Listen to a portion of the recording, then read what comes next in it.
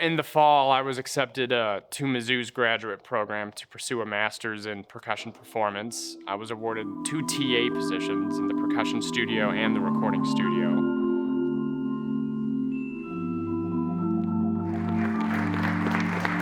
I started off less creative and more analytical. And then being here at Lindenwood is when I started to learn how to be more creative and how to flow and how to act less like a robot and feel the music more and be more expressive.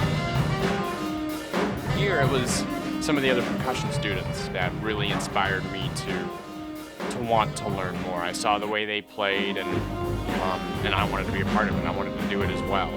All of the instructors here have all influenced me in one way or another. Dr. Boots is the big one. He's an amazing percussionist, and getting to learn from him has taught me so much, not just about music, but about life.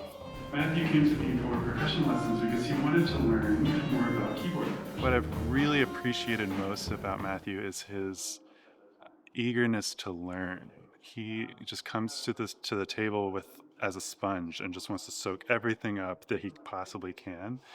And I've just been amazed that, okay, if I give him a solo or something to work on, some technical aspect, the next week he'll come in having exceeded what I've asked him to work on. They were really all very supportive of me, spending my time learning about the technology, jazz, percussion, all the different things that this music program offers. And so I was interested in getting involved in everything, and they let me.